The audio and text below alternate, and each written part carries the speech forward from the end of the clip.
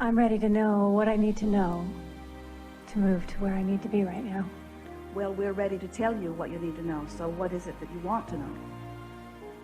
In other words, we could spend the rest of this week just feeling through your list, but you only get one question, so cough it up.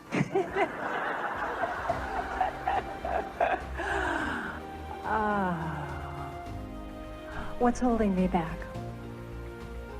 The feeling that you're being held back. The beating of the drum. In other words, when that's the first question that comes to you, it's a good one. We're really glad that you spit that one out. Because feel the essence of that. So my life has caused me to want all of these things, but why can't I get there? What's holding me back? What's holding me back? So that attention to not being over there is what's holding you back. That's the most active thing in your vibration. People say, I want to be over there. And we say, what's over there? And they say, I don't know, I only know what's over here. We say, well, what do you think is over there? And they say, well, take me over there and I'll tell you. We say, can't take you over there, you're over here. You can gradually go over there, but you've got to get happy over here. You've got to become optimistic. You've got to become expectant. You've got to become anticipating. So what is it that you are anticipating? What is it that you desire? Let us hear it. To feel free. Well, you see, there it is again. I want to feel free, but what did her words feel like? I don't feel free. It's all right. It's all right where you are. I don't feel free and I'm being held back. Though that's the vibrational essence of where you are, isn't it? I don't feel free. And something's holding me back. So, and the discomfort about that is because there's so much that you want, and the feeling of not being able to get to where you want to be, it's suffocating, isn't it? Yes. So it's not a difficult journey. There are so many things that you can do. But the essence of what your trip is about is just first trying to lighten up about where you are. So we want you to give us, if you can, some positive aspects about being where you are. In other words, where are you? I'm in a position of starting all over. My life is starting all over right now. Well, that sounds a lot like the other things we've been hearing from you. It's all right, because where you are is where you are, isn't it? In other words, for us to badger you as if you should be someplace other than where you are. I'm already doing that. Is what so many of you are doing to yourselves. And so what we want to say to you, and we don't want to beat this analogy to death. Well, yes, we do. We really like it. When you are starting out on any journey, are you mad at yourself on the first step? Oh, damn, I'm still at the airport. My plane isn't even here yet. It's not even going to take off for another hour, and then it's going to fly to Houston, which is the opposite direction where I really want to go. And then I'm going to have to get off and change planes, and then that plane, and then I'm not even going to get to San Diego until dark. Or are you easier about those journeys? Do you accept the journey as part of the process? I have not, and I want to do more of that. So, that was a good analogy, didn't you think? So, on this journey where you're flying and you are impatient because you really don't really like the airplane part of it. You're doing the airplane part of it because you're wanting to be someplace else. But since you are going to be on the airplane, does it make sense to you that you might want to make the best of that? In other words, would you have a better trip on the airplane if you try to be cheerful about it and you feel appreciation about it and you think about how fast the flight really is and you look at the beautiful aircraft and you see the beautiful person that is greeting you and you realize that that person's going to bring you something to drink in a little bit and that your chair does recline and that the oxygen level in the aircraft is sufficient to keep you alive, even though you're very high. In other words, there are so many things that you could appreciate, and you could fixate on a child or on another person. You could make that time on the airplane pleasant, or you can make it miserable, even though it's a part of the journey that you didn't get on the airplane because you just like being on airplanes. You got on the airplane because it's going to take you to someplace you really want to be. So in exactly the same way, we want you to realize that in every moment you are in some phase of the journey, that you have the option of making it as pleasant as you can or making it as miserable as you can. And we know that the other day we watched Jerry and Esther. They had a sort of interesting experience, because in the new book that is just on the bookshelves now, there is a new process that Esther is finding very satisfying, because it's a process about closing this gap. And so the contrasting situation is, and you know that it has occurred because you're feeling negative emotion. In other words, something's happened and you're feeling negative emotion. And the negative emotion is not too hard to define. And in the midst of all of that, a new desire is being born. And as that new desire is being born, you feel even worse, because now the gap between where you are and where you want to be has widened just a little bit. And now your dominant effort must be toward closing that gap. And so by applying a series of positive statements, wouldn't it be nice if, or what can I find about this that I like, or is there anything about this that makes me feel a little better? Trying to fork in the direction of what feels better rather than forking in the direction of what feels worse.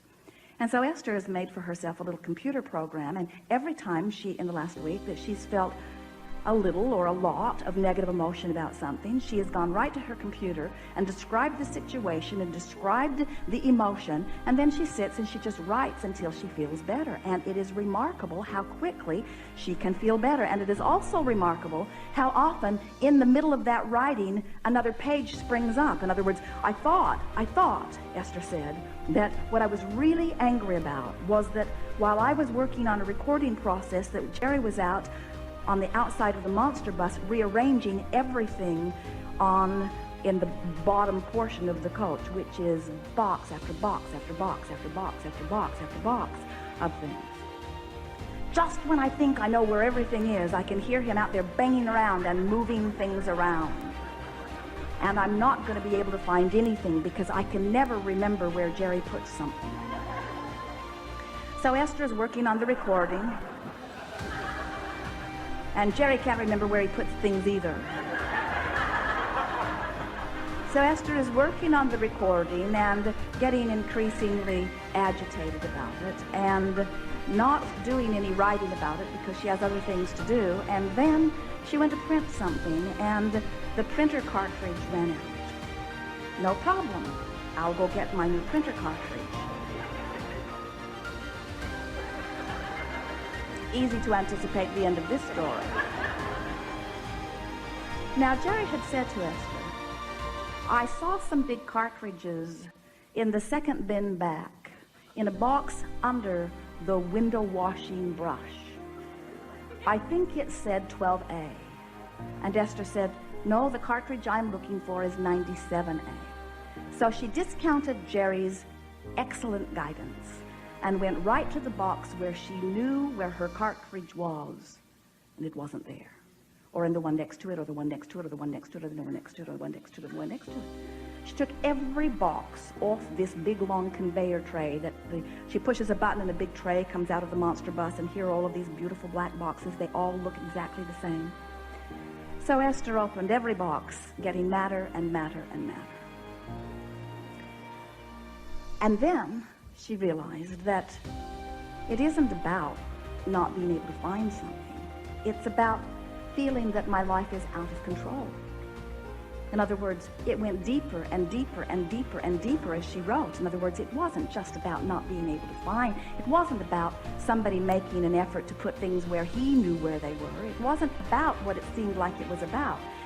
As she began to write, it was about working in a confined space. It was about trying to get too much done in a short period of time. It was about not being able to, it was about not taking the time to put things where I want them to be. It wasn't even about, Jerry found it so interesting because Esther was all upset when he had made more effort than he ever made in his whole life to organize things, and she is more upset than she's ever been before. And why would that be? Because he had activated wanting to be organized, and Esther was over here. In other words, his living something that Esther was wanting to live exacerbated her not living it. And so the emotion erupted within her. You see what we're getting at? Life experience is giving you constant representation of what your vibrational essence is. And so Once Esther got a chance to write about it, the next day she is laughing heartily about it because she can't even imagine why that was upsetting to her. And what we want you to understand is that it's okay that things are upsetting to you, because when something is upsetting to you, that means that there's vibrational discord that you want to know is there. In other words, how else are you going to soothe that and get into vibrational alignment if it isn't for these little insignificant things that come up that give you a chance to close the gap? So one insignificant thing after another, you close the gap, you close the gap, you close the gap about this, you close the gap about that, you close the gap about that, you close the gap about that, and before you know it, you've closed the gap. And now you're standing in this stable, good-feeling place where no one else can upset your apple cart, where nothing that is happening out there is upsetting to you, because the only thing that was ever upsetting to you to begin with is that you had split energy going on, you see. So we don't even want to talk too much to you or to Esther or to anybody about why the energy split. It's irrelevant. That's like Magellan saying, where have you been? It just doesn't matter. The question is, what can I do now to begin to close the gap between where I am and where I want to be? So, what is it that you want, that your current contrasting experience is letting you know that you want that you don't have? In other words, what is it that makes you want to sit here and plot a better course to it? Where is it you want to go? I want to know that I can trust that what I want to do is the right direction for me and not doubt it. Well, you have to start with easy things to gain that trust, because when you start with the things that really, really matter, you're not in a place where you can feel enough emotional difference. In other words, the difference between despair and anger is a very big vibrational difference. But if you're not used to paying attention to the way you feel, and you're not really aware of the relief that you feel as you make that move, you might get sort of lost in the vibration of it at first. It's better if you pick something that you don't feel so desperate about. When you're at a place where you're starting over. Now, are you really starting all over? No, it just feels that way in some areas. It's a really good response, because we were really ready to get after you otherwise. But what we had planned was so good, we're going to give it to you anyway. Okay. One day, a man was talking to us about losing his financial fortune. He had amassed quite a bit, and it went away all at once. It was a stock market thing, and he was feeling devastated. And we explained to him that while that money seemed to have temporarily evaporated, that who he had become through all of his life experience was still a very strong vibrational pattern. And that even though manifestations are not quite where you want them to be, you are actually at your furthest, most evolved state of being, because every one of those experiences, miserable as some of them were, caused you to become something that, if you will listen for it, will serve you. And so we can give this to you without any hesitation at all. In a very short period of time, we're talking about a few weeks, you're going to look back and wonder how you ever felt that bad, because and further, you're going to feel appreciation of the things that happened that put you in this new place of call.